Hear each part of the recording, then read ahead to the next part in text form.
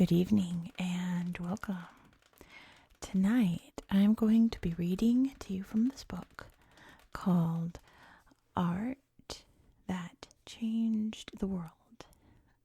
And this is part of my Viewer's Choice series.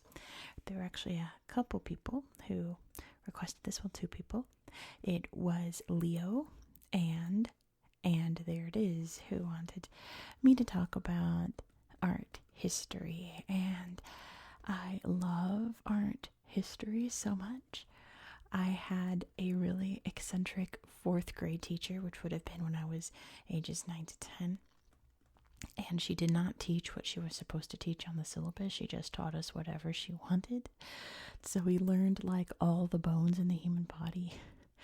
We learned about like architecture, like modern architecture, like skyscrapers and stuff. And we learned about art history, particularly like mostly Dutch art. And we learned about Picasso and just like very random artists. It was mostly like between the Renaissance and the modern age, but then like Picasso got thrown in there, Georgia O'Keeffe got thrown in there, a bunch of different artists. But it really sparked something in me, and it was a passion that I carried around with me for the rest of my life. So thank you to that teacher who made me completely unprepared for fifth grade. I knew absolutely nothing about what my fifth grade teacher was talking about on the first day of fifth grade. But, it really sparked something in me. I really loved art. So here's what I thought we'd do with this book. I thought, since it's very long, can you see this? It's a massive book. We're going to go through a list that I made of artists A to Z and read their little biographies and look at some of their art. Now, a couple of disclaimers before that is that 99% of the art in this book is Western art. There's an early chapter in here about cave art and an early chapter about Egyptian art, like ancient Egyptian art, like hieroglyphs walk like an Egyptian art. But everything after that is Western, literally all of it. I wanted to do Hokusai for H, and he's not in here. There's no Eastern art whatsoever, which is absolutely wild to me. It's the one big downside of this book. The other big downside of this book is that I wanted to read all the little biographies and things, and there was a substantial lack of little biographies about artists that I wanted to talk about. So we're going to talk about some that I normally wouldn't have, just to fill out the A to Z. And we're going to talk about some that I normally wouldn't talk about, just because the artist that I wanted to talk about is straight up not in the book. Like I mentioned Georgia O'Keeffe. Nope, no biography about Georgia O'Keeffe, which is absolutely wild, right? Pretty wild. So I have a little list over here of all the pages I need to turn to. So let's start with A. We're going to page 91. And we're going to go all over this book, so don't you worry if you see something that you wish we could talk about. We're probably going to talk about it. Page 91. So A is for Fra Angelico, who was the only person who had a biography that started with A. That's why we're talking about him. He was born in, let me find a good angle here, in near Vigée, Italy, circa 395 to 1400, and he passed in Rome, Italy on February 18th, 1455. It says, my mic is, hold on, it's in a really bad spot. There we go. I can't see the book if the mic's in front of me. There we go. Fra Angelico's real name was Guido di Piero, although after he became a Dominican friar, he was known as Fra Giovanni. His nickname, the Angelic Brother, reflects his saintly reputation. Trained as a manuscript illuminator, he went on to become one of the most important artists in Florence and also in Rome.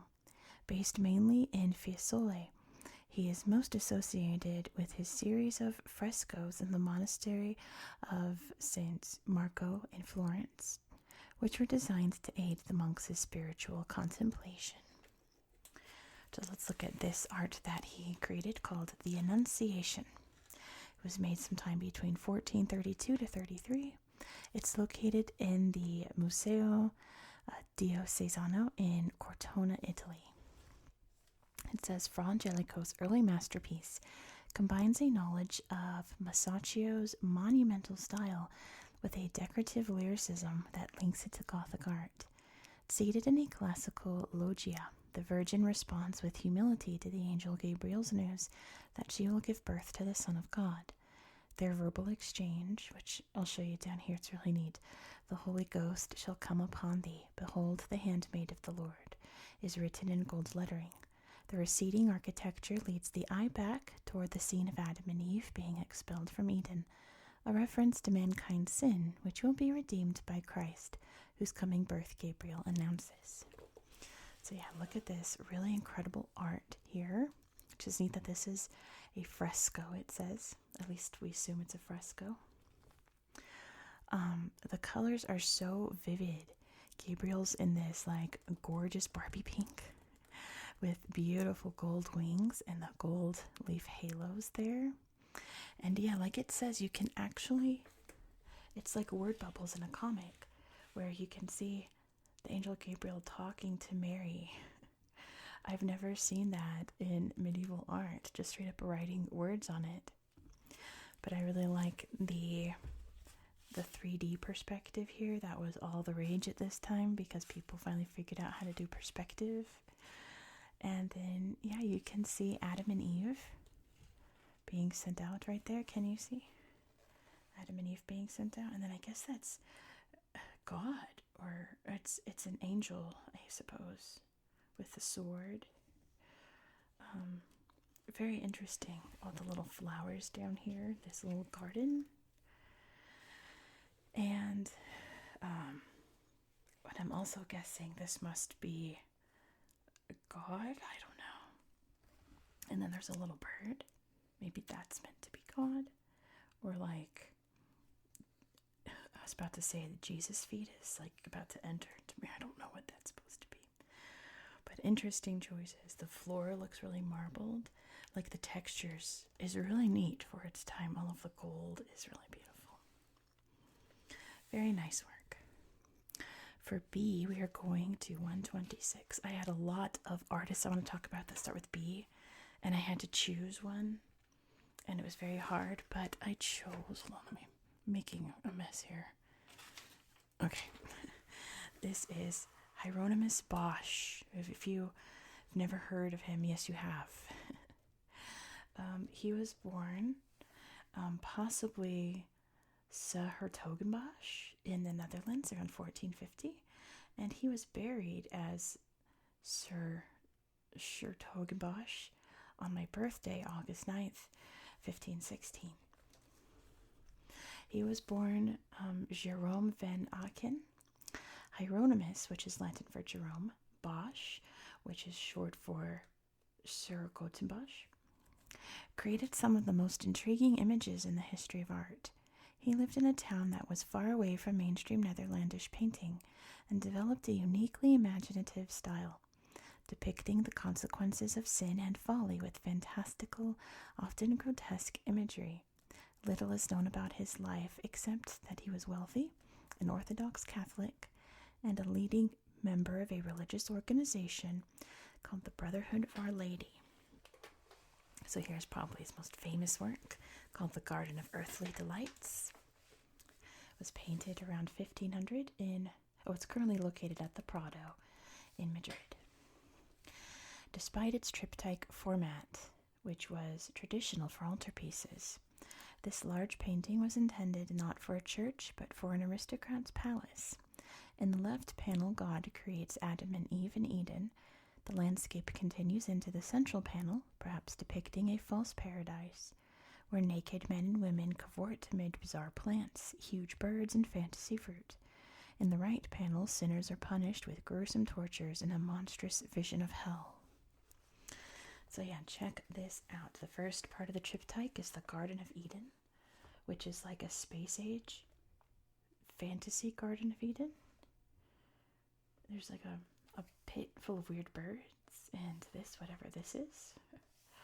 Then you go to the middle and it's just this cacophony of like writhing naked bodies with weird little, like it said, fruits and adventures, and this person's upside down. All of this, like, I feel like, I don't know, was he on something? What kind of drugs were around in the Netherlands in the 1500s? Maybe he just had a very vivid imagination, but like, and this is the best one, the version of hell, because like, what is this? What is this? This is two ears holding a knife. Like, it's his paintings, or you look at them and you see something new every single time.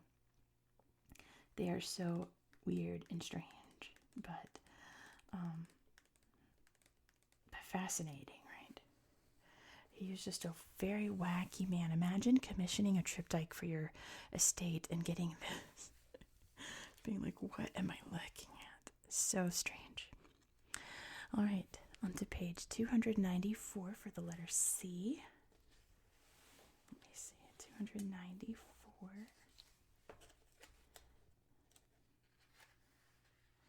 That's 284.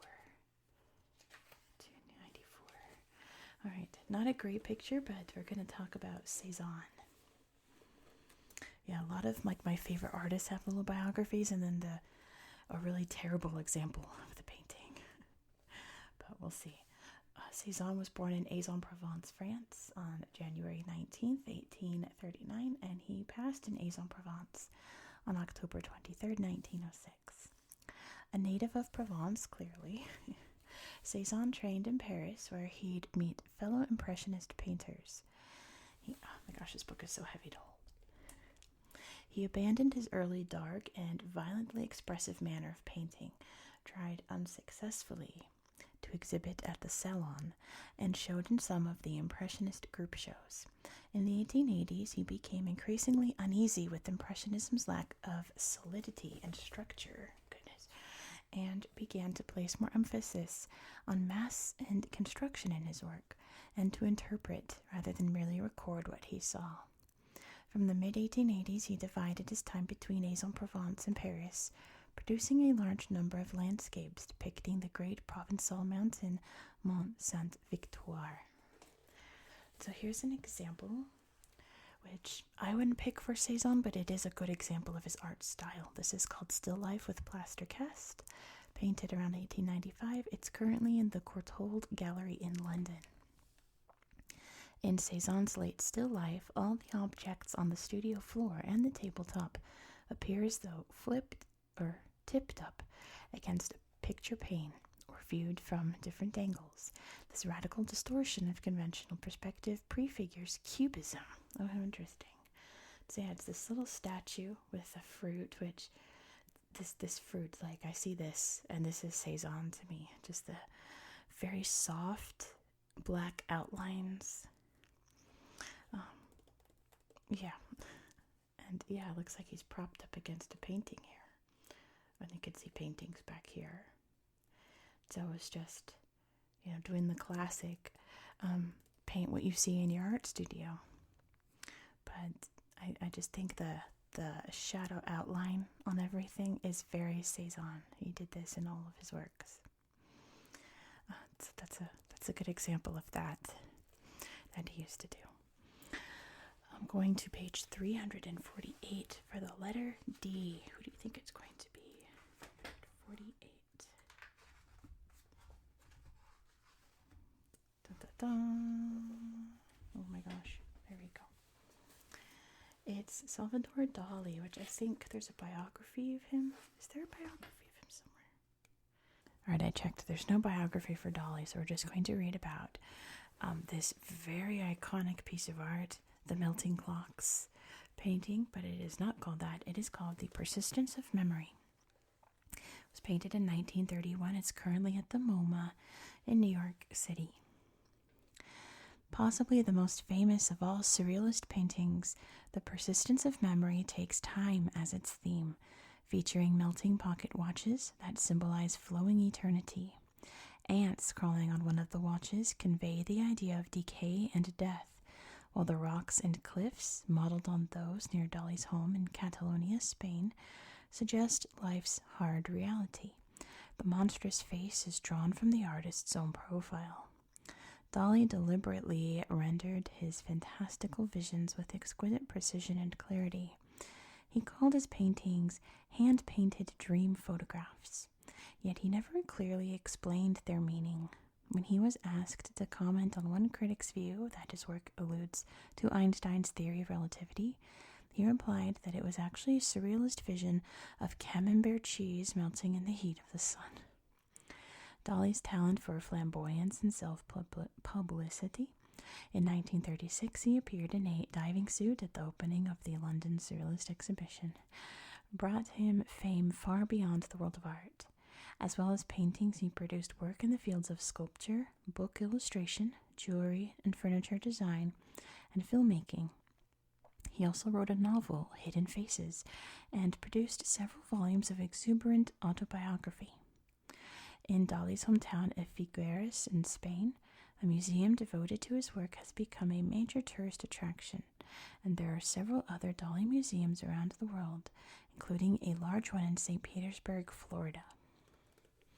So let's start in the back and work our way forward. We can see the cliffs here, which is probably the most normal looking part. We have this strange ocean coastline here, which right here it's perfectly square. Very odd.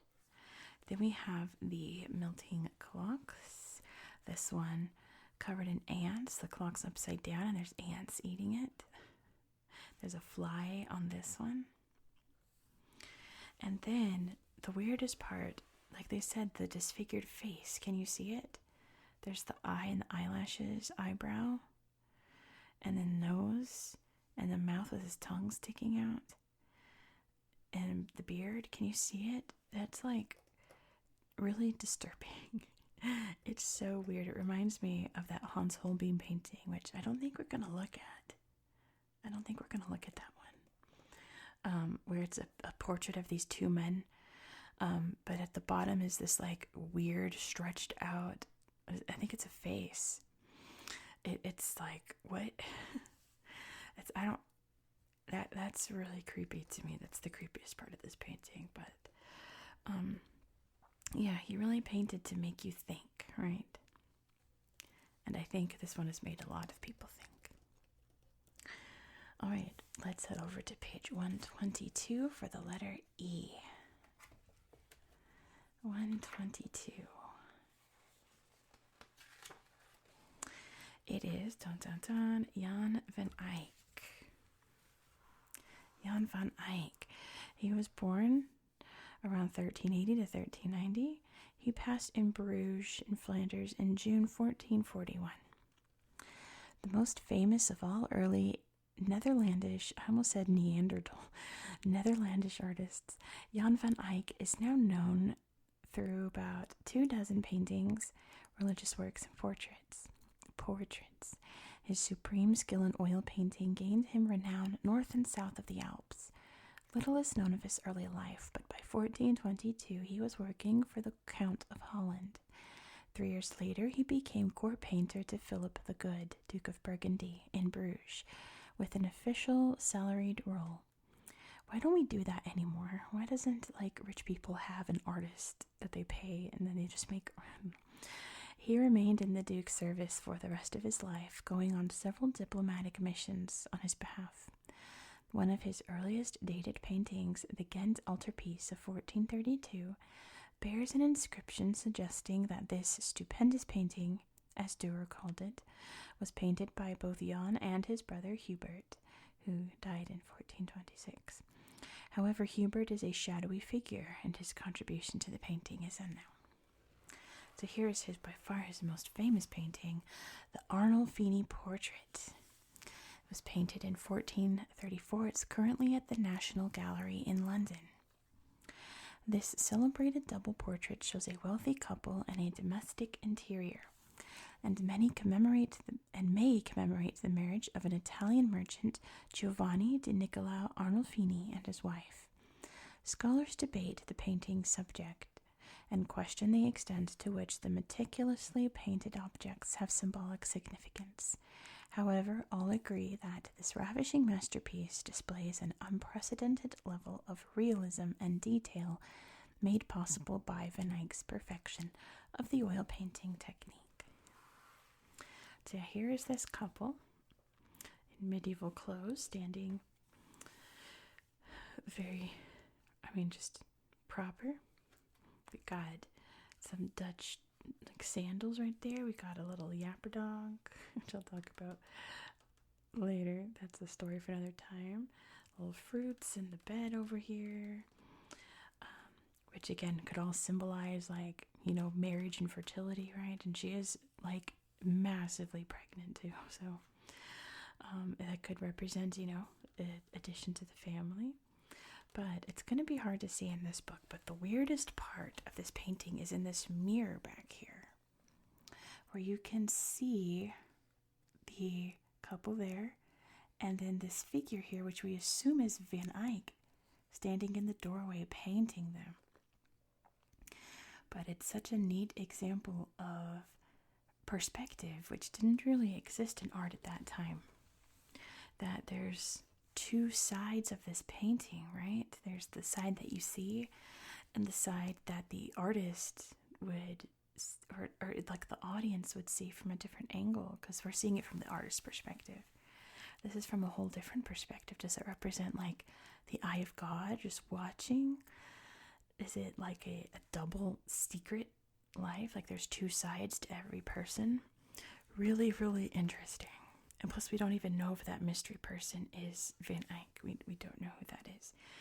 Really, really beautiful, detailed painting. And yeah, it's one of those where a basic level 1 student of art history is it's a drawing of two people. Who cares? This is all with oil paint. It looks so real and so detailed, and it's all oil paint. That's what gets me every time. It's so pretty. Okay. We're gonna look at one of my favorite paintings of all time next. Of all time. Page 208. We're going to the Rococo. Rococo's my favorite. Rococo. So I think his biography's over here. I want to say. I guess not. I guess he doesn't have one. But there's a painting by him here. It's Fragonard. Jean-Honoré Fragonard. My favorite painting of all time. Well, there's his biography. The Swing. I am obsessed with this painting. But let's read about Jean-Honoré Fragonard. He was born in Grasse, France on April 5th, 1732. He died in Paris on August 22nd, 1806. Fragonard trained under Vigée, and in 1752 won the prestigious Prix de Rome art scholarship. This brought him a period of study at the French Academy in Rome from 1756 to 1761. After he returned to Paris, he tried to establish himself as a painter of large-scale heroic works, but he realized that this was not where his talent lay and turned to the intimate scenes of romance that won him fame. At the peak of his success, he was one of the most admired artists in France. However, taste turned away from the light-hearted Rococo style, and the French Revolution virtually ended his career, sweeping aside the frivolous aristocratic world he had catered to. By about 1792, he had given up painting. For a few years, he worked as an administrator at the Louvre Museum, then lived and died in obscurity. Let's read about this beautiful work, The Swing, painted in 1767 at the last days of this era of France, right before it just all crumbled in the Revolution. This artwork is at the Wallace Collection in London. The distinguished French art historian Pierre Rosenberg described Fragonard as the fragrant essence of the 18th century, and this painting, his most famous work, could be described as the fragrant essence of the Rococo style. All is enchantment as the beautiful girl in her coral pink dress gaily flies through the air, as light and graceful as a butterfly. For beauty of color, dexterity of brushwork, and vivaciousness of atmosphere, it was unsurpassed in the art of its time. We are fortunate that we have a contemporary account by the French poet Charles Collet of how the painting came to be commissioned. Collet writes that a minor painter called Gabriel François Doyen told him a gentleman of the court asked him to paint a picture showing his mistress on a swing being pushed by a bishop, whilst the gentleman himself should be placed in such a way that I would be able to see the legs of the lovely girl. Doyen was petrified at this risky idea and suggested it was much more suited to Fragonard, who accepted the commission. The gentleman of the court is never named by Collet, although he was perhaps the Baron de Saint-Julien.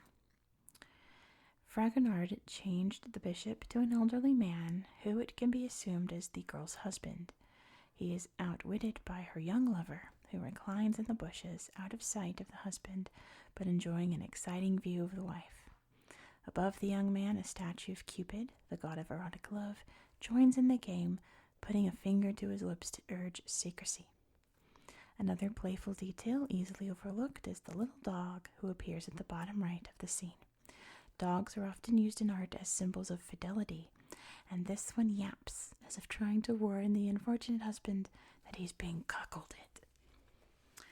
So let's take a look. We'll start at the bottom and work our way up this time. So we see the husband here. There's some other cherubs watching the scene. Where's the little dog? I know it's so tiny right here. This little white dog looking up like woof woof. You can see the man here, her lover, looking up, enjoying the view. There's the Cupid going, ooh. And then just bright against all of this beautiful green and blue is this pink floating cupcake dress, wearing a gown shaped like a pastry, her shoes flying off, looking like she's maybe 14 years old, very youthful. And just, you can just see the movement, right? Isn't it beautiful? But then further up, this whole top half of the painting is just beautiful trees and leaves, Bob Ross style, all dotted and beautiful and looking so calming. So it's weird that the center of the picture is here, right? But your eye is just drawn down to the scene here, and this is all just extra space that's filled up with just lovely, beautiful nature. And I love Rococo style. I love the flourishes and the fanciness, and all of the details are so extremely intricate. It's my favorite by far. But interesting fact about this painting is that Disney used it as an inspiration for their Rapunzel film back when they were doing 2D animation style and they wanted to make a Rapunzel film. There's a beautiful mock-up of how they wanted it to look, and it's Rapunzel in this pose on the swing, and it's a gorgeous picture for just a mock-up, not even going to be in the final product. But then the 2D division was eliminated, and they changed it from Rapunzel to Tangled and made it 3D, and in my opinion very ugly and nothing at all like this. But then they referenced this painting in Frozen as well, I guess as a throwback to this art style that they wanted to use in a film and never got to. I don't know. But that being said, this is so pretty to me. This is beautiful. I've always been obsessed with this painting. You can just see it moving, right? It's so gorgeous. Moving on, I've yapped about this enough. Let's talk about one of my favorite artists. Let's go to page 160. I was like, we have to do them for G. We just have to. And it is Artemisia Gentileschi. She was born in Rome, Italy on July 8th, 1593. She died in Naples, possibly in 1654. Artemisia Gentileschi was one of the first female artists to gain a substantial reputation. She was trained by her painter father in Rome and also worked in Florence, Naples, and England, where she was patronized by King Charles I. A strong-minded, independent character, she was not interested in traditional ladylike subjects, such as floral still life, but instead specialized in serious, often somber religious paintings. So here is Judith beheading Holofernes, painted around 1620. This is currently in the Museo di Campodemonte in Naples. Judith is a biblical Jewish heroine who infiltrates an enemy camp and kills the commander Holofernes. The strong contrasts of light and shade and the fierce intensity with which this horrific scene is depicted shows the influence of Caravaggio. See, I wanted to do Caravaggio for C instead of Cézanne, but he didn't have a biography, and then the painting that they use as an example was like the worst example of a Caravaggio, because Caravaggio was all about shadows dominating the painting, which Artemisia has done here. You can see just how dark it is, just it's surrounded by blackness, and it's of a man being horribly slaughtered. She is just cutting his head off with a band, and her mate's like, He's got this red blanket, the color of blood. The blood is just squirting all over the place. 10 out of 10, fantastic. Painting of a woman brutally murdering a man. You don't see that in a lot of paintings, do you? Like, name another painting of a woman killing a man. Oh, wait. She really just pushed the envelope of, why can't I paint gruesome scenes? Why can't I paint dark scenes? Just because I'm a woman, I should be allowed to paint whatever I want. And we love her for it. Moving on to H, we're going to page 379. Now, there are lots of other artists that I wanted to do for H, but they just straight up don't have biographies. So, three more. We're going to talk about a different artist, even though this example is pretty bad.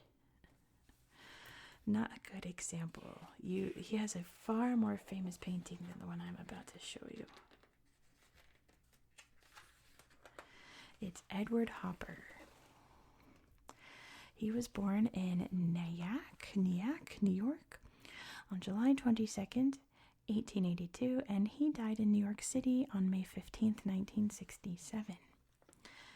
Born in upstate New York, Hopper lived in New York City for most of his life, but traveled widely in the United States.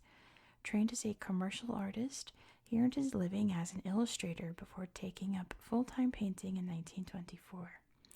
A leading exponent of American scene painting, he never sought to express emotion in his paintings. Yet their powerful commentary of modern life soon established him as one of the leading exponents of the figurative tradition. Hopper also has been described as the greatest American etcher of the 20th century. Yeah, if we had to pick a Hopper, it would be the cafe. You know, that like neon green cafe at night painting? That's him.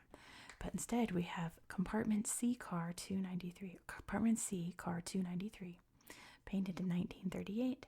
This is currently in the IBM collection at Armonk, New York. It says the main theme running through Hopper's work is urban alienation, the loneliness of city life, and many of his paintings feature lone women in stark settings.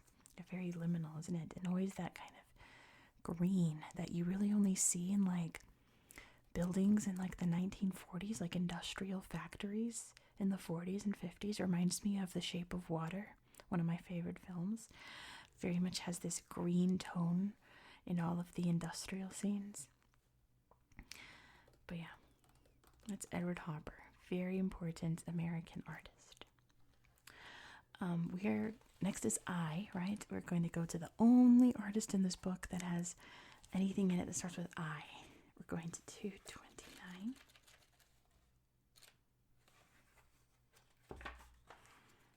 I've never heard of this artist, but the only ones to start with I.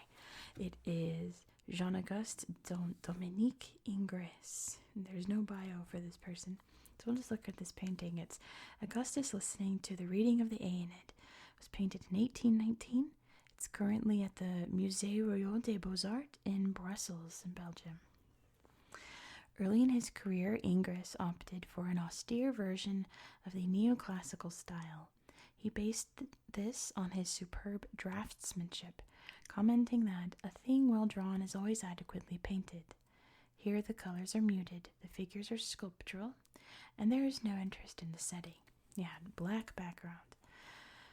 We've got, I assume, Augustus just straight up naked, but for this cloth over his shoulder. His reader here, probably looking down at this lady who's resting against Augustus's thigh. She's probably being like, that man is just, there's nothing protecting your face from the rest of this man's body, right?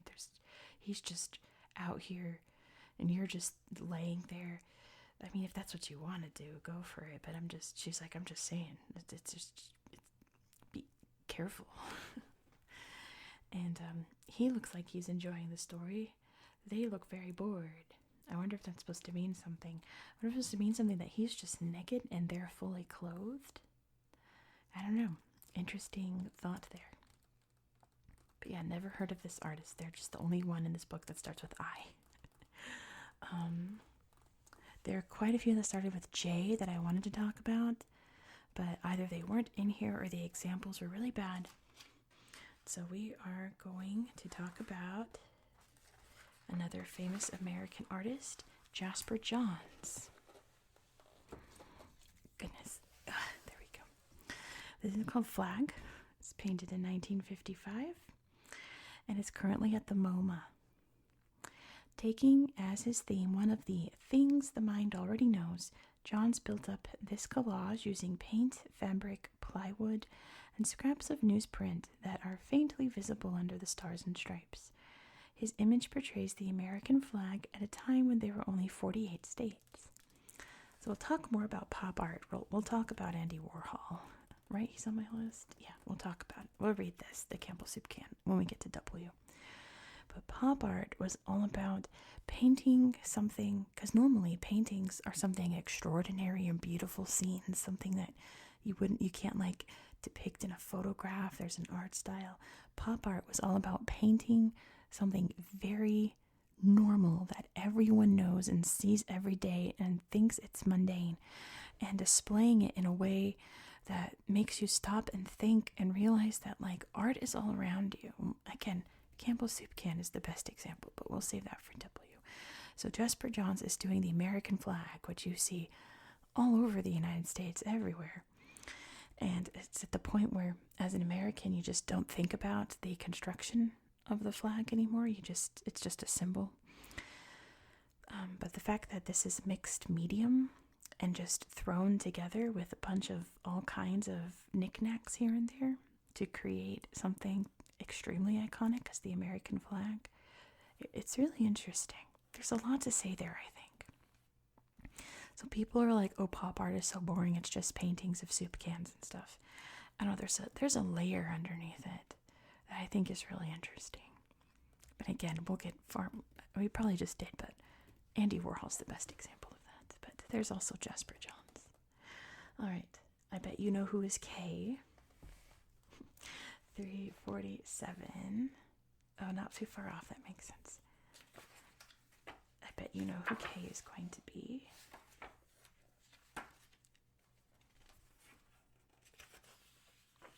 It's Frida Kahlo.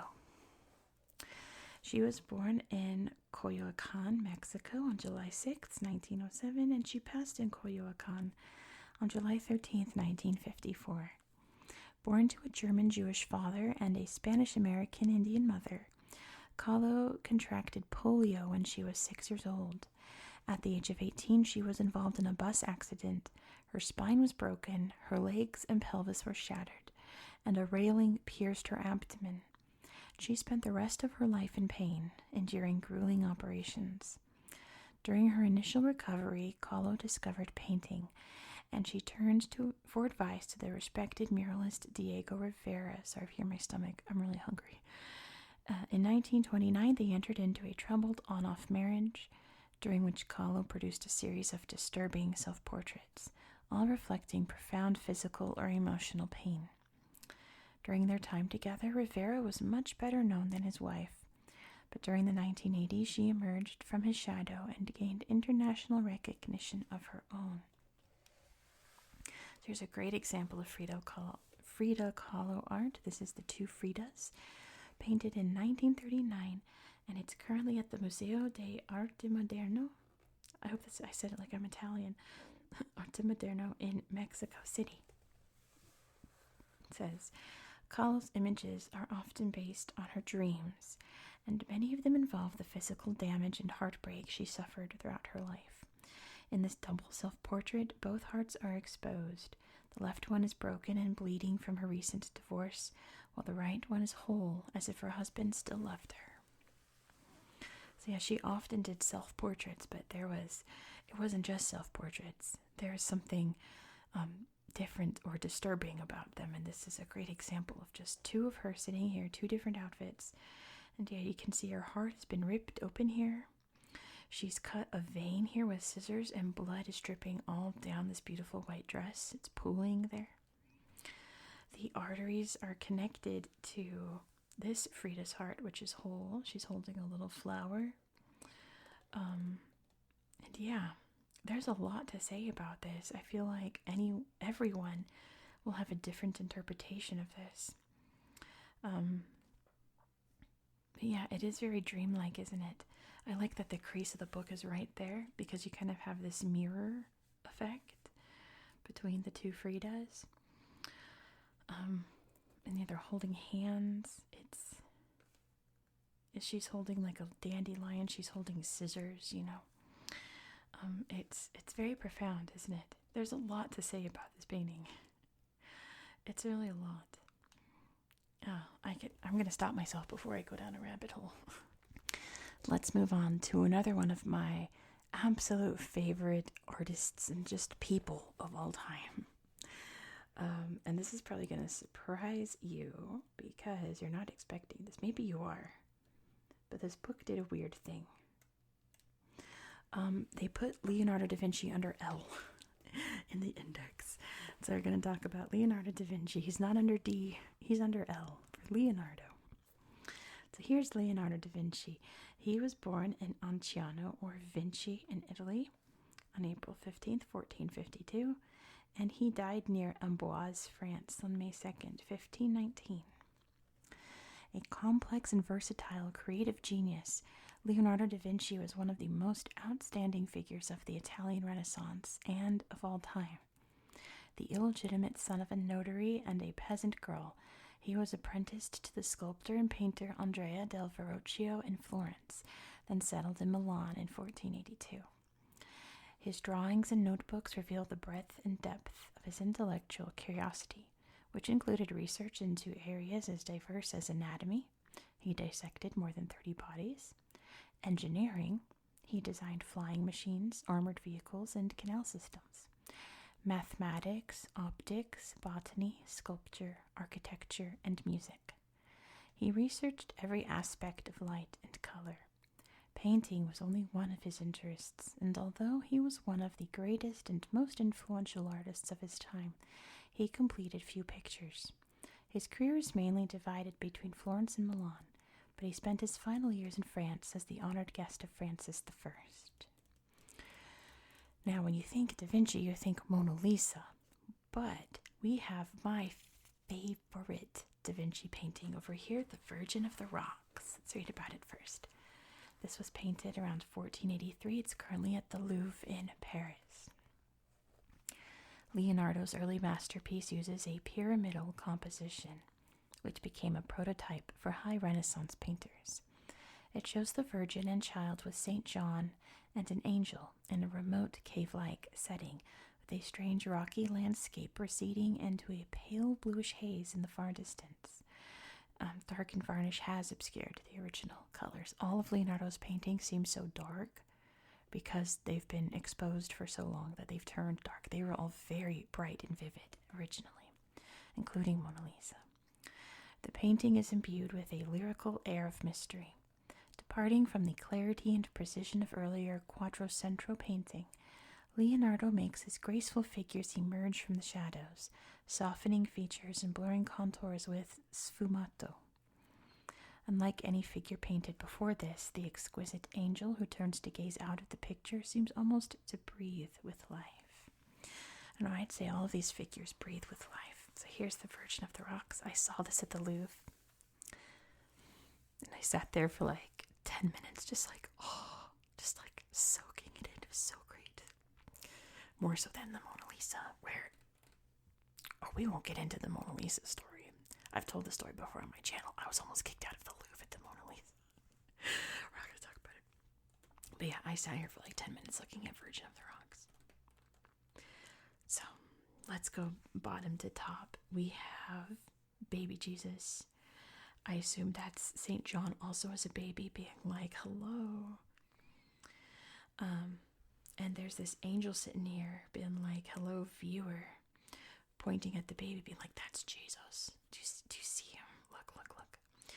There's this beautiful Virgin Mary, which if you've seen, what was that Cinderella movie with Drew Barrymore? What was that called? Oh, it's on the tip of my tongue. Drew Barrymore was in this Cinderella movie, but Leonardo da Vinci was the fairy godmother, like literally. And they modeled her whole look after this. And his other drawings and stuff, but her hair and face was modeled after his paintings of women looking like this. Can you see, like, young Drew Barrymore there? I can kind of see it. Beautiful blue. I'm sure this was so vibrant before. And then in the back, you can see we are in this cave, but as the perspective goes out, so you can see that out in the mist here is more of a landscape. This rock perfectly framed by this hole in the cave. We got leaves of the trees up here, blue sky. So it goes bright down to dark here by this little pond. So what's interesting to me about this painting is that your eyes are immediately drawn here, right? To this spot, which it's Mary and Jesus are just right here, but you don't look at them first, you look here. So this little dip in her dress is just, I don't know, it's like your eyes go immediately here and then you spread out. But like, why? And my interpretation is that if it were any other normal lady, that's where she'd be carrying her baby, right? But this isn't any ordinary lady. This isn't any ordinary baby. He's up and about. He's walking.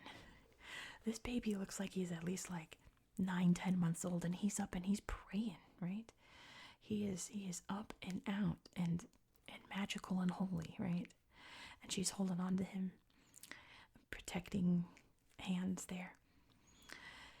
And just like how he's moved from just a baby, a part of her, out into something more profound. That he's this holy baby Jesus, right? That's how I see it. I guess you can interpret any other way, but why else would he put this piece of garment front and center and make it so bright against her dark clothes and this dark cave scene, you know? Why would he want your eyes to be drawn to this spot? Just this emptiness. There's nothing there. So interesting, I think. Oh yeah, you can see another Da Vinci girl over here, all soft and pretty. He used that prototype a lot in his works. But yeah, an absolute masterpiece. So beautiful, considering, let's see, hold on, let me flip to a random to show you what pictures were like before this.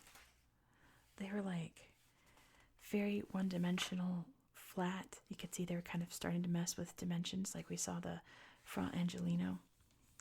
But very bright, harsh, almost like comic book style coloring that it catches your eye, whereas this is just very soft, very demure, right? And so much more lifelike than anything else that had ever come before in art. It completely changed how art is made at all. Just adding realism, but also just this calmness and softness. I could talk all day. I'm going to stop myself again. I'm going to cut myself off here and talk about another amazing, amazing artist for M. could probably guess who M is going to be. 286.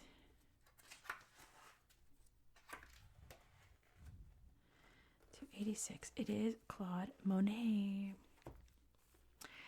Claude Monet was born in Paris, France on November 14th, 1840.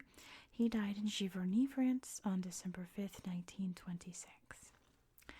Born in Paris, Monet grew up in the coastal town of Le Havre, where his friendships with landscape painters Johann Berthold, Jonkind, and Eugène Boudin encouraged him to become an artist. I've never heard of this person. I hope I said their name right.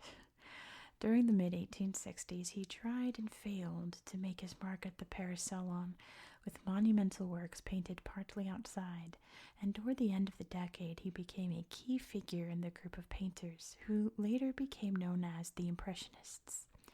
After a spell in London during the Franco-Prussian War, Monet returned to France, making his home in a succession of suburban towns near Paris before settling in Giverny in 1883.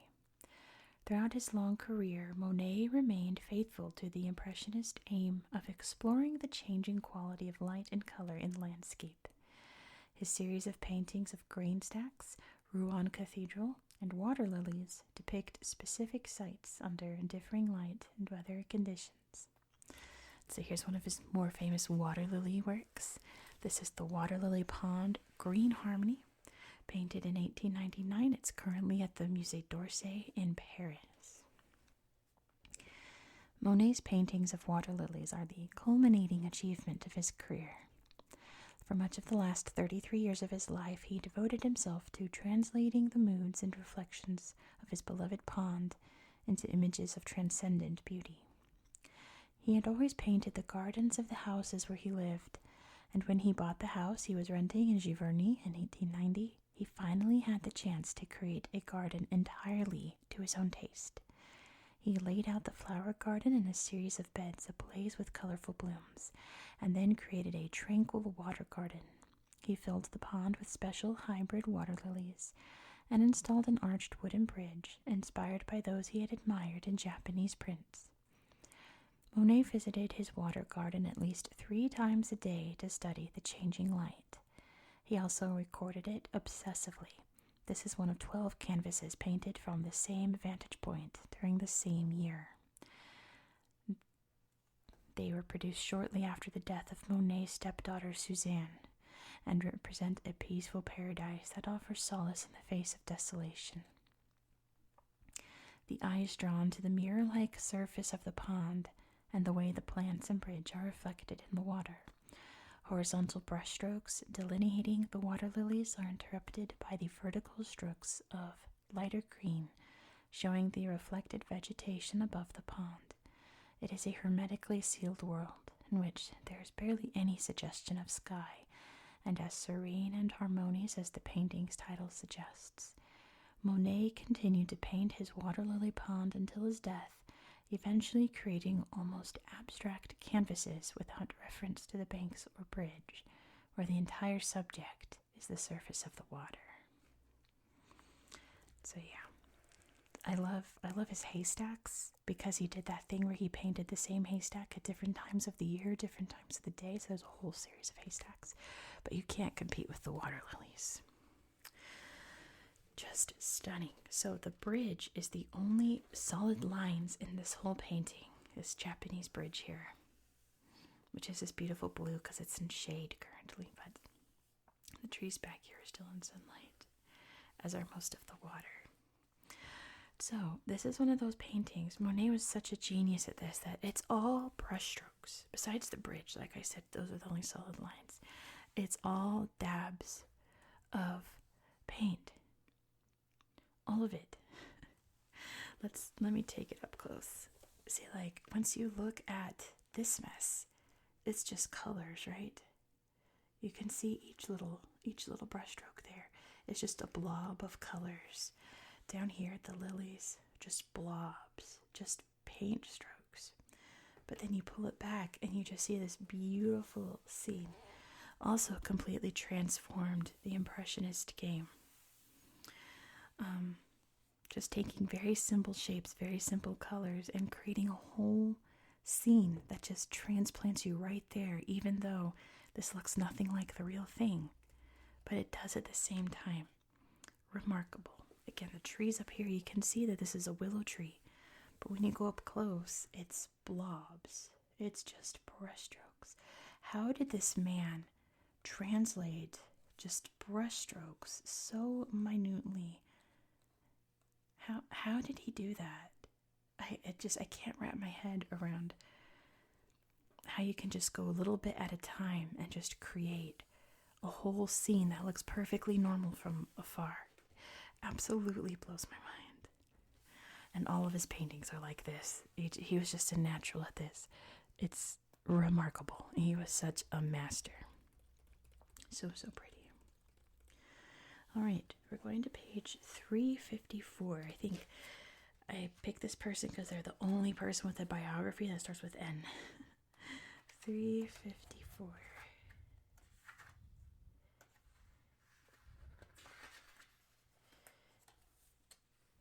Oh yeah, plus I really like this too. This is Barnett Newman.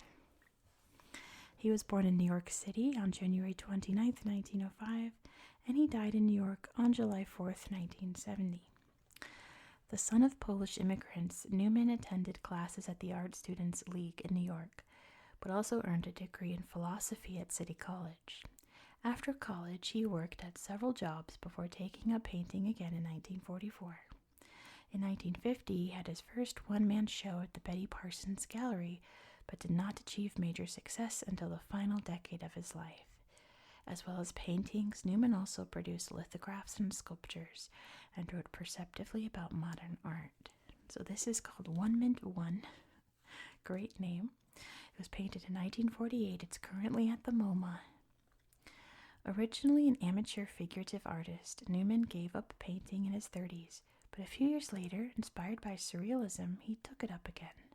One Mint One, his breakthrough work, established a signature device, a vertical band, or zip, that both divides and unites the composition. So here's what I like about this piece. I like that the background is this beautiful, solid scarlet, almost like dark blood colored. And then it's just this stripe going down. But again, if you look at it closer, it's also brush strokes. It's not one solid line, it's messy, going all the way down, which almost kind of looks like someone bleeding out, being dragged, right? Almost like that. There's something a little sinister about this work, but also just so simplistic at the same time. One mint one. Just one. Just a long number one. It could mean all kinds of things. That's what I like about modern art. And when people are like, it's just a blank canvas with just some paint on it. No, like it's a conversation starter. Sure, it's just a long stroke of red paint on a red background. But why was this created? And what do you feel when you see something like this? What does this remind you of? What do you think of? Because I bet you all didn't think of like blood. That's what it comes to me. It's like a singularity also. One bright against the dark. You could go into so many different things. Modern art is so fascinating. It's just you really have to take time with it. You can't just look at it and be like, wow, that's pretty. That's not what it's meant for. It's meant to make you think about things you ordinarily wouldn't. So I kind of like this was the only N. Because I sat and stared at this for like 10 minutes and just thought about it. Really neat piece of art. Next we're going to the only O. The only person in this book whose last name starts with O. Page 174. Hey, Rembrandt. I don't think we're talking about Rembrandt now, unfortunately. Oh, that was it. The Rembrandt example was just atrocious. It was an awful example. Here he is. It's Jacob van Oost. This is the Painter's Studio by Jacob van Oost, painted in 1666. This is currently at the Groningen Museum in Bruges. Van Oost worked mainly in Bruges, where he was the leading painter of his time. He mainly painted religious works and portraits, but he sometimes ventured into other fields, as seen in this charmingly sentimental scene of child artists. Yeah, I like this. You know, I like little kids in that. I think that they're so charming and sweet. So this is a painting of little kids, which is usually not something that you see depicted in paintings of this time. It's usually full-grown people or religious figures. Like we see this sleazy looking man down here looking like Crazy Red selling some art, or there's Mary over here. You never just see childhood depicted. And this is a sweet little, aren't they cute? This one's learning about sculpture. There's a teacher here. He's going, look what I drew. I drew this bust. And I love how hyper realistic this bust is. This looks like it was a photograph and it was just pasted onto this painting. It's so detailed against all the softness and kind of dreaminess of this little child's art studio. It just like sticks out so much. But yeah, they drew it. They're pointing at it going like, look what I did. I can draw this bust. It's not perfect, but it's pretty good, isn't it? Yeah, I like it. It's very cute. They got all the dimensions right for the littles, and it's good. It looks like a little messy art studio. Something that, like a scene that would not normally be depicted anywhere else, right?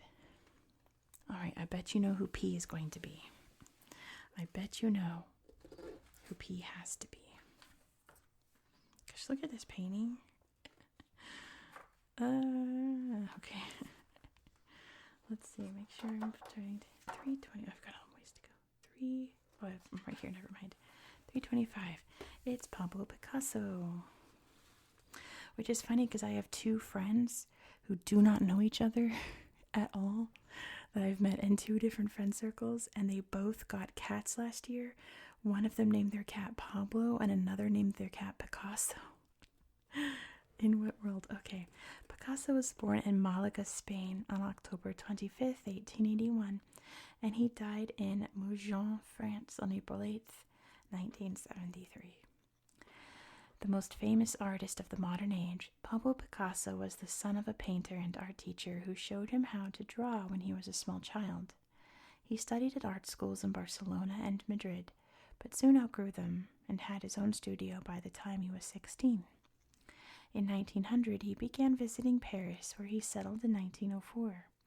Soon his work became popular with discerning patrons such as Gertrude and Leo Stein, and by the end of World War I, he was wealthy and firmly established as a leading artist. For the rest of his life, Picasso was extraordinarily prolific, not only as a painter but also as a sculptor, printmaker, ceramicist, and stage designer, and he was still working within hours of his death at the age of 91. So this is Les Demoiselles d'Avignon, which I think is amazing. It's really overlooked because he has so many other famous, I think there's some other ones over here, some of his cubism somewhere. Apparently not. Okay. But this is remarkable. Let's talk about Les Demoiselles d'Avignon. This was painted in 1907. It's currently at the MoMA. This startling work is seen as not only heralding the birth of Cubism, but as a key landmark in the entire history of painting. Overthrowing conventional ideas about form, color, and perspective, it broke away from traditional art so radically and ferociously that even some of Picasso's closest friends and associates were baffled and shocked by it. The painting was not shown in public until 1916, when it was painted in 1907. The 5 women in the painting are prostitutes. The title's a reference to Barcelona's Carrer d'Avignon, or Avignon Street, which was notorious for its brothels. Picasso made hundreds of preparatory drawings for this painting, indicating that he originally intended to create a more detailed and explicit brothel scene that included one or more male figures. Let's take a look at this Cubism masterpiece here. So this is another one where you can clearly tell from afar these are 5 women. But then you look at it and you're like, what? What? That these are so vaguely shaped like bodies that your brain sees that and sees a body, but none of these proportions, I think, save for this lady's leg, none of these other proportions, I guess this lady's torso is pretty good. But like this woman is not shaped like a human at all. But you see a woman there. This person, like their arm is really big. This arm's really small. The proportions are way off. I assume that's her chin. You can see her nose, her eyes. Some of these three faces, 1, 2, 3, are just masks, right? Which probably says something if they're prostitutes. And the two in the center are more human, but the faces, the details are all wrong. No one has noses shaped like that. No one has eyes that big. No one has their ears shaped like so extremely huge it takes up like half their face. The proportions are all wrong, but your brain still sees a human, right? Yeah, I think she has the most human-like body because her hands are two different sizes, but they look like hands. But like this whole leg, can't see, this whole leg is just a blob. This woman's body has no details whatsoever. It's just a blob. There's so much you could say about this. Even like the fruit down here, this is the most realistic part of this painting, is this little bowl of fruit. But is it even in a bowl? What is this? It has that classical aspect of like, these are 5 nudes. And sure, human bodies have been the subject of painting since dawn of time, right? But it also has that modern aspect of like, but wait, what's happening? What do I feel from this? Because before the 20th century, paintings, before the 19th century even, paintings were just about pretty decorations or things that you put in places of worship. If they're religious paintings, just something to decorate, right? And that was it. There was nothing beyond that. It was just the artistry, the details was what made it beautiful.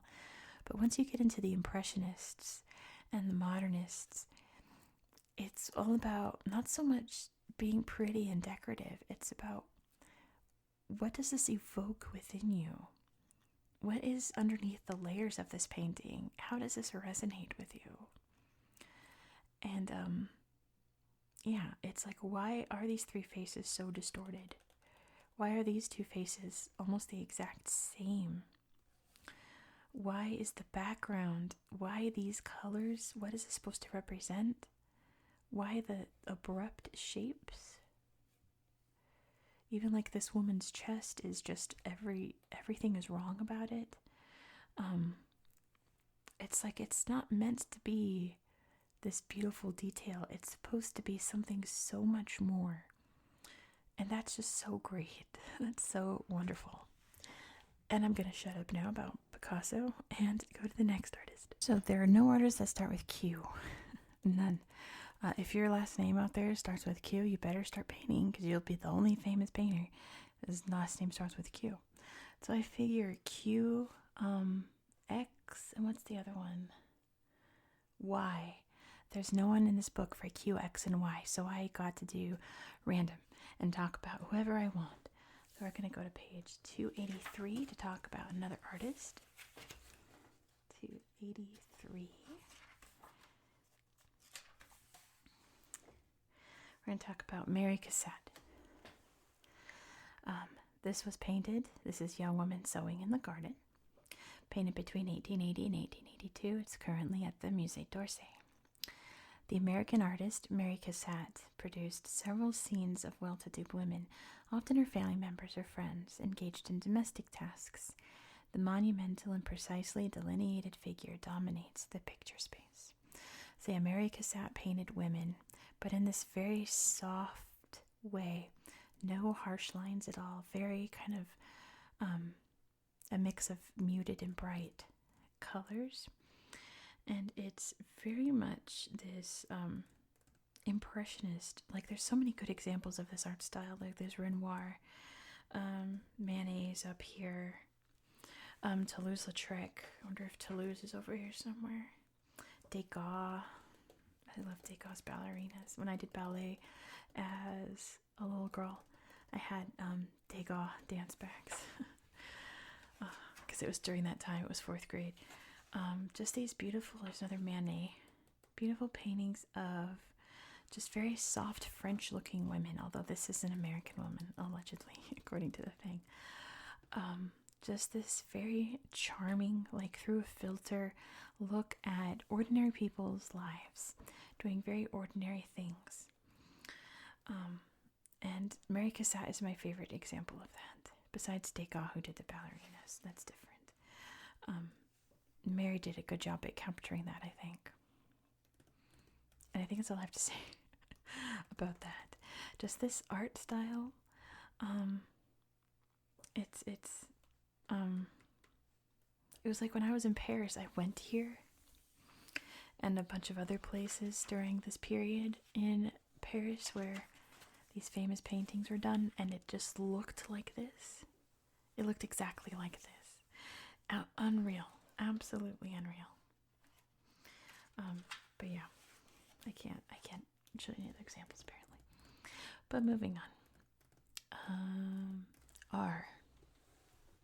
There's 2 pages this artist is on that I want to show you. I'm going to start on page 106. I think that's the one with the biography.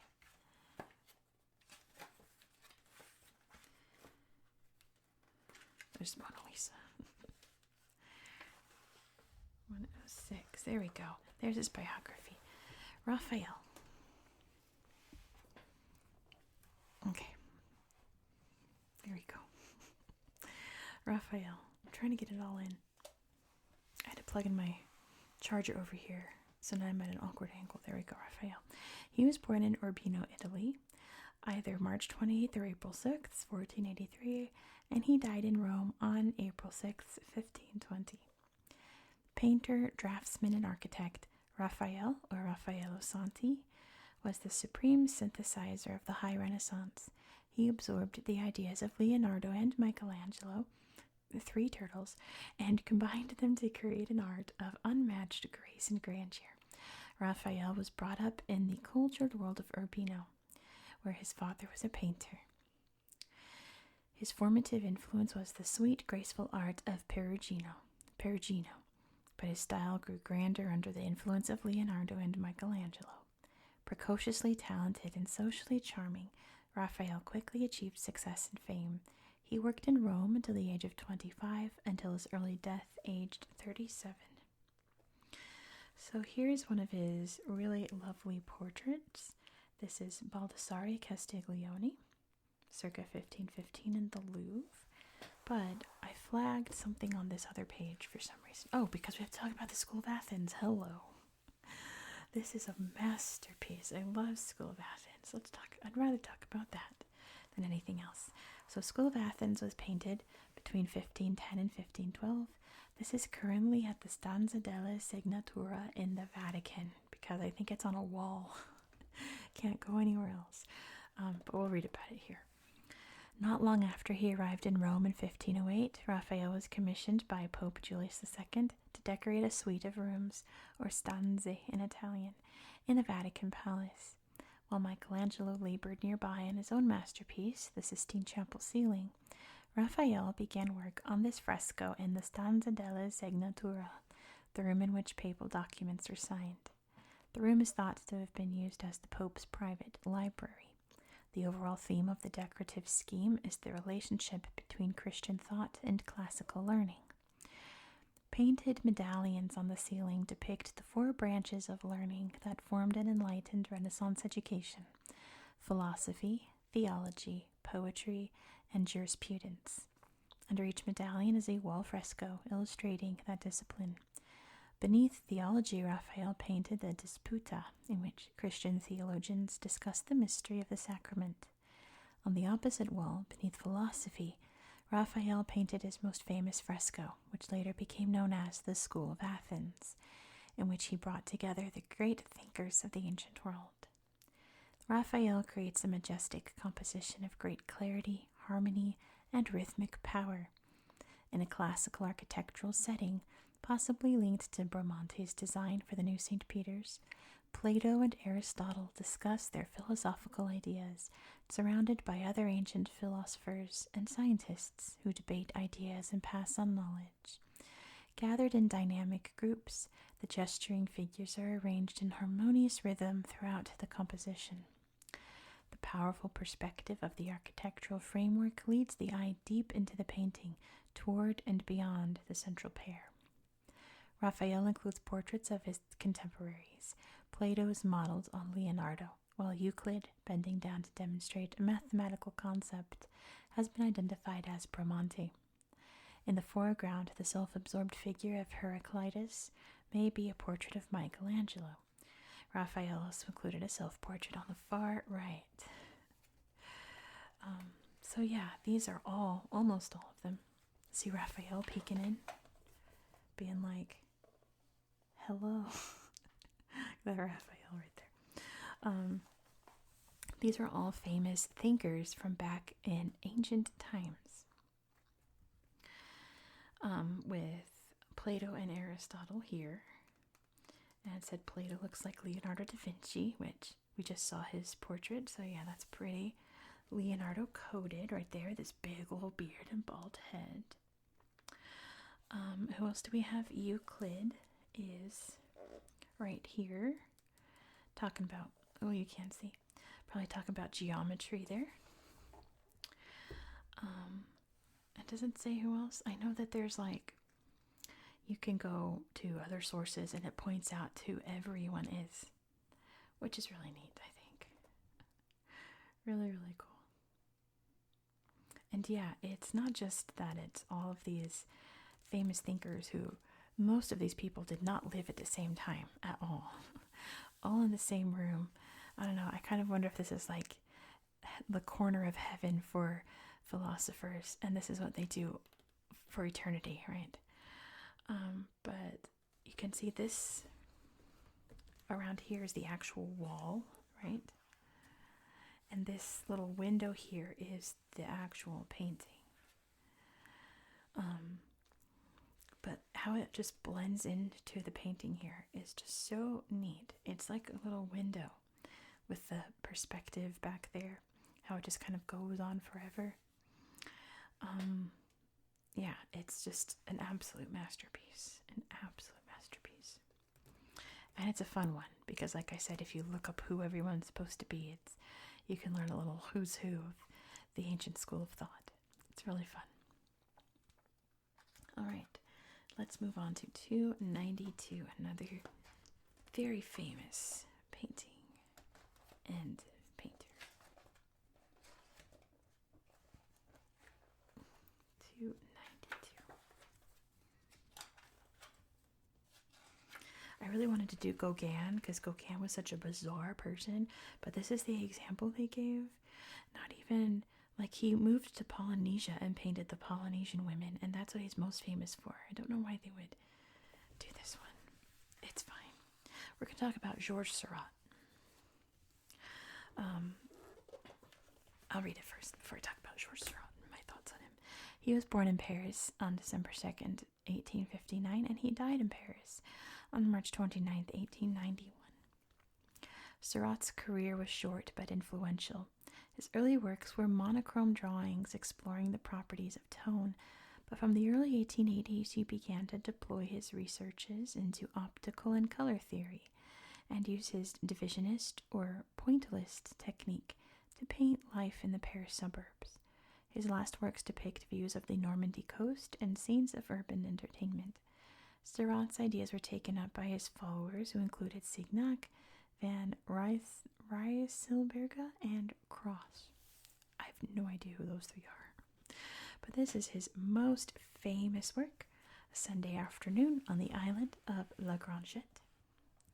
It was painted between 1884 and 1886. It's currently at the Art Institute of Chicago in Illinois, USA, which if you've seen Ferris Bueller's Day Off, they go to this museum. And there's a great montage there, including this painting. Seurat spent 2 years working on his most famous work, composed of tiny dots of contrasting or complementary color intended to fuse in the viewer's eye for a vibrant effect. The picture was unusual in showing people belonging to different social classes frequenting the same park on an island in the sun. So yeah, this is another one where it looks very hazy, very blobby. Like these are almost like wooden dolls in a way, how they're positioned and how just plain they look. But then you go up close and you realize that it's all tiny little dots. All of it is little dots. Pointillism. So the story I'm going to tell is about the very, very first class that I took in college was an elective. My very first day of college. It was Arts and Humanities. And we looked at this picture in detail, dissected it, and the style. And our teacher had us remember by saying Seurat the dot multiple times until Seurat was stuck in your head as the pointillist guy, the dot guy, Seurat the dot. But he was talking about this down here, and he was like, and there's a little yapper dog. And then he went on this tirade for like 10 minutes about how much he hates small dogs because of the way they bark and how obnoxious they are and how like just absolutely pointless they are. And the rest of us are just sitting there like, okay. See, there's a little yapper dog. I'll never forget, my humanities professor absolutely hates this dog, and all dogs like this yapper dog. But isn't this so beautiful? It's all dots. Like, it makes this tree look really beautiful. I like this tree. Masterwork. Fantastic. And so iconic as well. Very easy to recreate this with your friends also, if you're taking funny pictures. We're moving on to another one of my favorites. Going to page 118. If I don't say the number out loud, I'll forget where I'm flipping halfway through, so I have to say it out loud. 118, we're going to talk about Titian. Love Titian. He was born in Pieve di Cadore. Oh my gosh, hello, words. He was born in Pieve di Cadore in Italy between 1480 and 1485. He passed away in Venice on August 27th, 1576. Tiziano Vitello, better known as Titian, dominated Venetian art for 60 years and enjoyed the patronage of Europe's most powerful rulers, including Holy Roman Emperor Charles V and his son Philip II of Spain. He had his main training in the workshop of Giovanni Bellini and came under the influence of another of Bellini's pupils, Giorgione. Titian revolutionized virtually every genre of painting, from altarpieces to portraits, the nude, and classical mythologies, which included the poesie, painted poems he created for Philip II of Spain. He also explored and extended the possibilities of oil painting to develop a free and expressive style of broken brushwork that suggested rather than described form, which influenced artists from Rubens to Velázquez. I also want to talk about Velázquez, but his best painting is not in this book, so that's too bad. Besides, there's a better V artist. You probably know who it is. But let's talk about Bacchus and Ariadne. This was painted between 1520 and 1523. It's currently in the National Gallery in London. Titian's colorful masterpiece is one of 3 mythological works he painted for the study of Alfonso d'Este, Duke of Ferrara. Based on stories told by the Latin poets Ovid and Catullus, it depicts the first meeting of the wine god Bacchus and Ariadne. Daughter of King Minos, Ariadne had been abandoned by her lover Theseus on the island of Naxos. His ship sails away into the distance on the far left, when Bacchus and his noisy, drunken retinue burst upon her with a clash of cymbals. As the startled Ariadne turns to see the wine god leaping from his chariot, it is love at first sight. Bacchus and Ariadne gaze at each other across an expanse of blue, and Bacchus flings Ariadne's crown into the heavens, where she is immortalized as a glittering constellation in the sky at the top left of the composition. painting is packed full of energetic movement and sensuous color. Semi-naked figures turn, twist, and writhe, their poses originating from ancient sculpture. The foreground figure with the snakes clearly based on the Lao Kuan. A strong diagonal cuts across the painting, emphasizing Bacchus's forward motion. Contrasting with the lush golds and greens of the landscape setting, a vast expanse of ultramarine blue dominates the top left of the painting. Ultramarine, made by grinding up the mineral lapis lazuli, was then available only from Afghanistan. More costly than gold, it is used here with conspicuous extravagance and dramatic effect. Exploiting bold color contrasts, Titian sets the red of Ariadne's sweeping sash and the dazzling pink of Bacchus's billowing cloak against the blue. And one of Titian's big things was color contrasts. He loved to have opposite colors together, like the blue and the pink here you see, so that certain parts just pop out and certain parts blend together. Like you can see all of Bacchus's crew here mingling around, being all drunk and crazy. They're all kind of the same color. Only this lady here is a bright blue skirt, but other than that, they're all kind of dark colors, like dark shadow and nude colors, because most of them are just straight up nude. But then you head over here and we see Ariadne in this beautiful bright blue, Bacchus in this bright pink, and yeah, he is jumping out at her, being like, whoa. That is a look of lust right there, isn't it? Yeah, this leaping motion is just done so well that... Okay, sorry, I just took a break because my phone that I'm filming on was overheating, and I realized it was really hot in here. So I just cooled it down. I went and grabbed a couple of bites of enchilada to eat. So I don't remember what I was saying when I stopped. I don't at all, except that the movement in this painting is really wonderful, and the colors are so contrasting in the dull to the vibrant. It's really a good one. I like this one. Moving on from Titian to the only U in this whole book. Only one U on page 93. We already talked about that one. 93 is Paolo Uccello. He was born in Florence, Italy around 1397, and he died in Florence on December 10th, 1475. Paolo di Dono was nicknamed Uccello, or bird, in Italian, because of his love of animals, in particular birds. Long regarded as a curiosity, he is now one of the most popular Renaissance artists. After a brief stint as a mosaicist in Venice, Uccello spent most of his time in Florence. His idiosyncratic work combines the decorative appeal of the international Gothic tradition with enthusiastic displays of mathematical perspective. Vasari claims his enthusiasm was such that he worked late into the night, telling his wife, "What a sweet mistress is this perspective."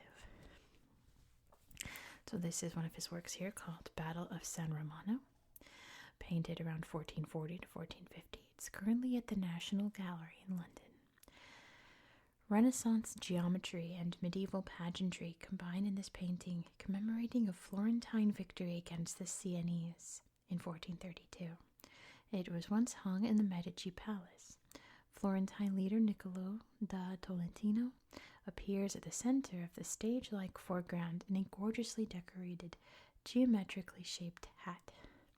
Lines created by broken lances strewn on the ground converge at the vanishing point on the head of Niccolo's horse. I guess so. So it's pretty common in paintings, not just at this time, but for many, many centuries afterward, that your hero is in white. There's many examples of this, that one of Lady Jane Grey being executed. There's like a many. So you always look to the white. Whatever's surrounded by white or wearing white is the hero of the painting. So yeah, we can see this guy in his very large hat fighting the battle here. And it's a good example of medieval art, isn't it? It reminds me of the Sleeping Beauty. Sorry to mention Disney so much, but the artwork in Sleeping Beauty, all of the the hand-drawn, hand-painted backgrounds where it's very pointed and the colors are very singular. You know, the black horse is just black. There's no extra colors mixed in. The whites are just white. There's a little bit of grays in there, but it's for the perspective. That combination of mute and bright. In this case, it's literally black, white, and gold. You can't get any more basic than that color pattern with the spot of red at his big old hat there. Pretty neat. I've also never heard of this painter, but pretty good example of medieval art, I think. All right, on to V, the most famous V, probably, in all of painting. And what's funny is that he was left out of the index. So, who did I put? I put Vermeer originally here. Until I was like, wait a second, where's Vincent? Then I realized he had his whole page, but it wasn't in the index, which is pretty Vincent van Gogh coded. He'd probably like it that way, to be honest. Let's read about Vincent van Gogh. He was born in Zundert in the Netherlands, March 30th, 1853, and he died in Auvers-sur-Oise in France, July 29th, 1890. Van Gogh worked as an art dealer and a lay preacher before deciding to become a painter of peasant life, inspired by the example of artists such as Jean-François Millet and the Barbizon School. He received little formal artistic education and was largely self-taught. In 1886, he moved to Paris and was introduced to Impressionist artists by his art dealer brother Theo, who sold some of their works. He began to paint in a style based on Seurat's divisionist technique, and, like many contemporaries, fell in love with the bold colors and designs of Japanese prints. In 1888, he moved to Arles, where he produced some of his best-loved works, but attacks of mental illness caused him to seek periodic refuge in an asylum at nearby Saint-Rémy. The last months of his life were spent at Auvers-sur-Oise, where a fresh bout of depression led to a suicide at the age of 37. Van Gogh's life is exceptionally well documented through the vast number of letters he wrote to his brother. So this is a great Van Gogh piece. This is a self-portrait with the bandaged deer.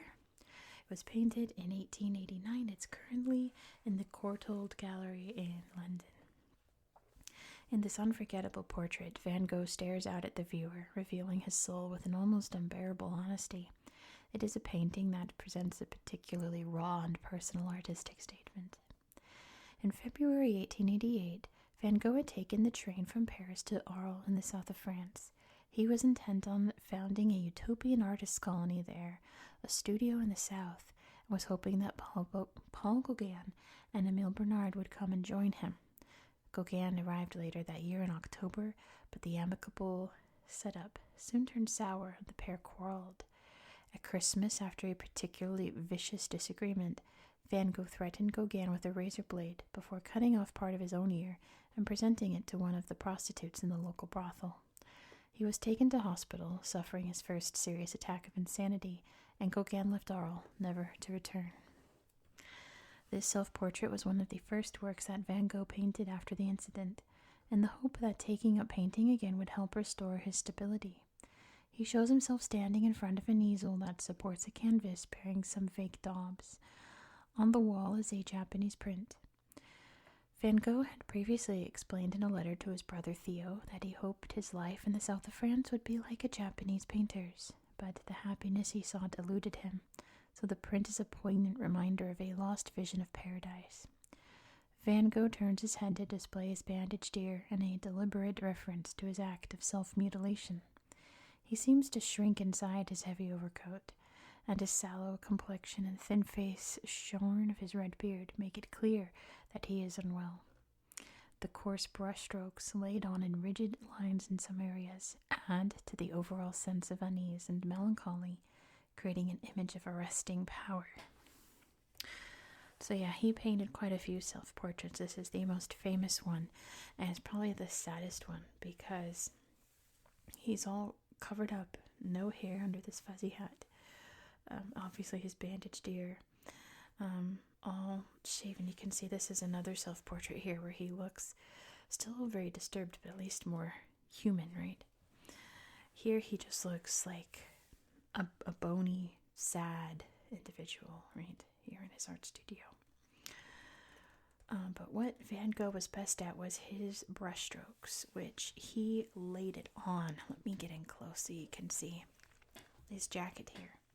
His brushstrokes were so full of paint that it's just slabbed on there, which was considered, I guess at the time, very unappealing. They're like a waste of paint to use so much paint in one brushstroke, just like using up full tubes of paint for just like one small thing. His brushstrokes were so thick and so intense. But nowadays it kind of has a frenziness to it. Like you want to make sure that it's all on there. Really quite interesting. He loved color, all colors. He really tried to incorporate as much color into his, not the nature pictures, but the ones of scenes of daily life. Like he painted his bedroom. There's a famous one of a cafe he did, just using as many colors as possible. I remember in 4th grade learning about Van Gogh. My teacher explained that sometimes he would go without food so he could buy more paint because he went through paint so often and had to buy all the colors. He was so fervent in his work, so intense, and it was all a cry for help as well as like in this painting. It was all a cry for help, and only Theo heard it, which is really sad. But he was a masterful artist, and I really think you need to see his work in real life, which is not me bragging. It's just, I'd learned about the brushstrokes in 4th grade and read about him, but then when I saw Van Gogh in person, seeing the sunflowers, I was like, holy moly, the paint is like caked on there. It's really wild just how like he would you have your palette where you squeeze the colors on. I feel like he'd take his brush and just use the entire color and go, and then have to squirt more color, use the entire one.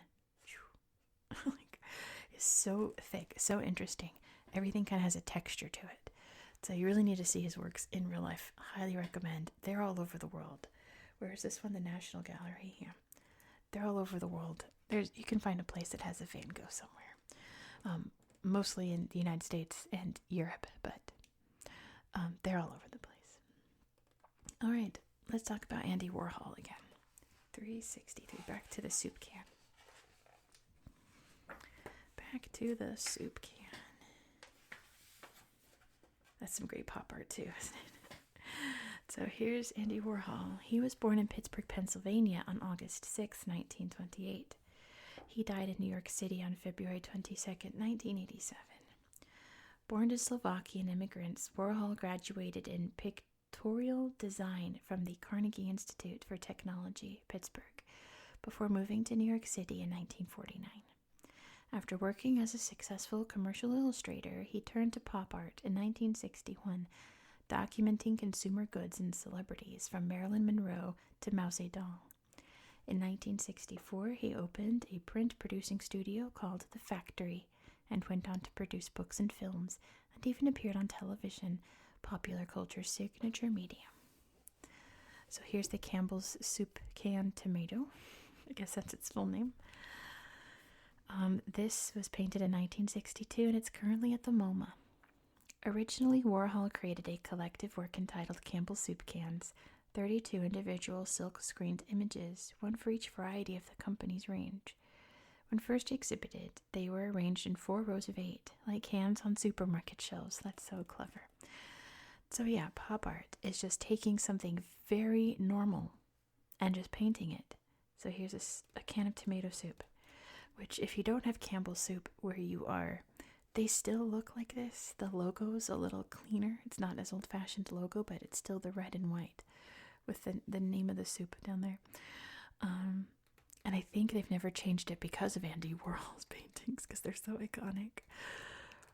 But I remember in 4th grade being like, what's the big deal? Why? And then our teacher had us do an experiment where she was like, get a product from your kitchen, bring it into class. We're going to draw it.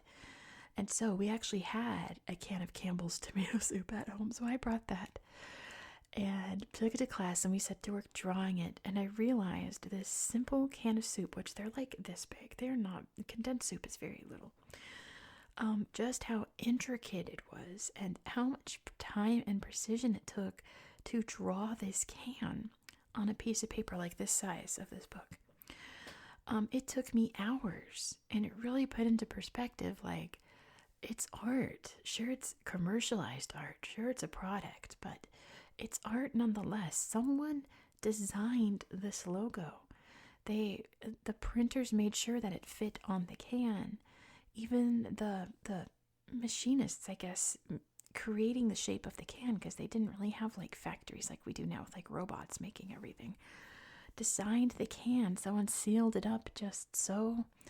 They had to squirt the soup in just so. It took so much time and effort to create something that we pour into a pot and throw away.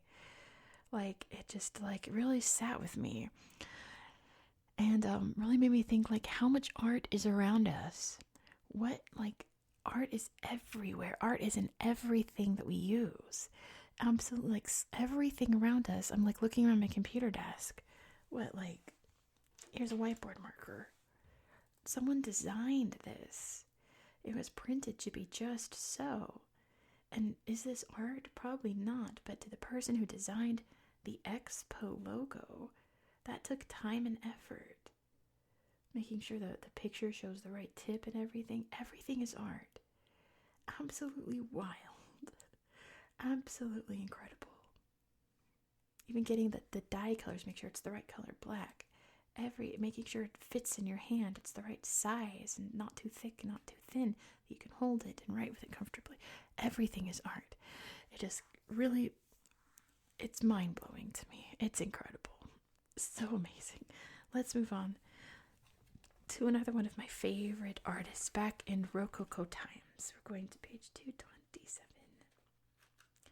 Now, this isn't a great example of her art, but I do want to talk about Élisabeth Vigée Lebrun.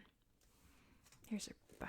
Élisabeth Vigée Lebrun. She was born in Paris, April 16th, 1755. She passed away in Paris on March 30th, 1842. Before the French Revolution, Vigée Lebrun enjoyed an outstanding career as a society portraitist. She was a favorite of Queen Marie Antoinette, painting her on numerous occasions. In 1789, these royal associations placed her in danger, so she fled France. Her services remained in high demand, however, and she worked successfully in Italy, Russia, and England, returning to France only in her later years. Yeah, so I would have loved this to have been a portrait of Marie Antoinette, because any painting you see of Marie Antoinette, like not as a child, but as Queen of France, pretty much all of them were painted by Élisabeth Vigée Lebrun. And just that air around Marie Antoinette, when you think of her as stylish and poised and graceful and soft and elaborate, is all Vigée Lebrun. So this was painted after the Revolution. This is Lady Hamilton as a bacchante. This was in 1791. This is currently at the Walker Art Gallery in Liverpool in the UK. The inclusion of Mount Vesuvius in the background confirms that this portrait was painted in Naples, where Emma Hamilton, famous as Lord Nelson's mistress, lived for several years after her marriage in 1791. She's pictured in the guise of a bacchante, one of the wild female followers of the wine god Bacchus. So like those writhing people that we saw in Bacchus and Ariadne. So yeah, it's still that very soft, feminine look to it, with the volcano in the background, playing her tambourine. It's a good example of her art, but I really wish they had a picture of Marie Antoinette, because she painted her so wonderfully. And of course, she was wearing all those elaborate dresses. Most of the portraits have her kids around her, and they're all very charming as well. She was a great portrait artist. All right, for the last free space, we had to go to another one of my favorite works. I actually let my brother-in-law pick. I gave him a list of names because I had like 3 or 4 other people I wanted to talk about. So I was like, you pick one, I can't decide. And so he picked for us tonight Dun, dun, dun. That's not it. One more over. Botticelli. I don't think there's a bio for him, so we're just going to read about this beautiful piece of art. Very iconic. You know Botticelli as the Venus in the half shell, right? But I like this one better than that. This was painted around 1482. It's currently at the Uffizi Gallery in Florence, Italy. Primavera is one of the most, it's called Primavera. Primavera is one of the most celebrated of all Renaissance paintings. Botticelli was the first artist since antiquity to paint mythological subjects, such as this, on a large scale, and to treat them with a seriousness previously reserved for religious subjects. This new type of painting was highly valued in cultured Renaissance circles. Like the painted allegorical poem, it uses complex symbolism to bring together classical and Renaissance ideas about love, beauty, and nature. Hold on, my phone's now telling me it needs to charge. If I charge it, it's going to overheat, but we're just going to take a risk. There we go. I hope that wasn't too loud. Where were we? Complex symbolism, classical Renaissance ideas. I don't think we read that. Did we read that allegorical poem? Yeah. Complex symbolism to bring together classical and Renaissance ideas about love, beauty, and nature. Vasari describes it as Venus as a symbol of spring, since Primavera is Italian for spring, being adorned with flowers by the Graces. Scholars continue to debate its precise meaning, but it draws on various Greek and Roman myths, and seems to be linked to the Medici festivals for which Botticelli painted fabrics and banners. Painted in tempera, on a wooden panel, it was commissioned for one of the Medici residences in Florence by or for Lorenzo, the Magnificent's young cousin, Lorenzo di Pier Francesco de' Medici. At the center of the composition stands the life-size figure of Venus, attended by Cupid. To her left, the three Graces, goddesses of charm, grace, and beauty, dance, while Mercury stirs the clouds with his wand. To Venus's right, the Greek nymph Chloris is accosted by Zephyr. She transforms into Flora, the goddess of flowers, who wears an exquisite gown matching the description of one worn at a Medici tournament of 1475, which was painted with roses and flowers and greenery. So yes, there's beautiful Venus with Cupid, her son, up there. The three Graces. You got Mercury there with his staff poking at a cloud. And then there's Zephyr, the wind. And who's he accosting? Chloris. And there she's going from this to this, turning into this beautiful springtime flowery goddess. And the colors, the arrangement is just so iconic, so beautiful. This is a great one. I like this more than a lot of his other works. And yeah, I like how Venus is standing in kind of a religious pose, almost like a Virgin Mary pose. But it's not biblical at all. It's mythological, which, like they said, was abandoned in favor of religious art at the time. And he was bringing it back. I love how the leaves here like crown her, basically frame her perfectly. It's all beautiful. It's also lovely. I really like these bright flowers against the dark background. I was just thinking that we got my brother-in-law's mom some travel bags for Christmas because she loves to travel.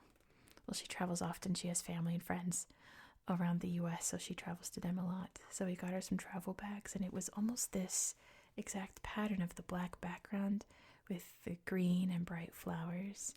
And she was like, I love the pattern. I love it. I love it. It looked like this, like the little wildflowers. And it's like, yeah, there's something so charming about that pattern, right? Black background with flowers. It's so quaint and so nice. And just all the bodies in this picture are bright. No one's wearing dark colors, not even the wind god there. He's still bright. Against this dark nature background is really lovely.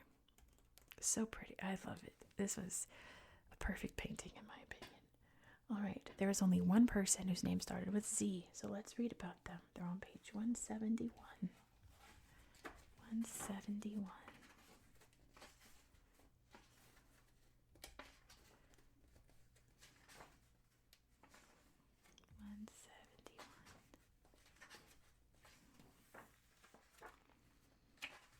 so there's Caravaggio. I guess it's a good example of the shadow work, but not the painting I would have picked at all.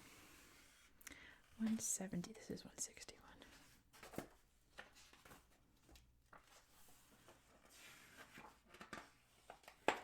171. So the only person whose name starts with Z here is Francisco de Zurbarán. He was baptized in Fuente de Cantos in Spain on November 7th, 1598, and he died in Madrid on August 27th, 1664. Zurbarán spent most of his career in Seville, where he was the leading painter for several years, although he also worked for Philip IV in Madrid in 1634-35 and settled there late in life in 1658. His paintings were produced mainly for religious institutions, including churches and monasteries, sometimes in the form of a series of images of saints. From the 1640s, much of his work was exported to Spain's colonies in the Americas.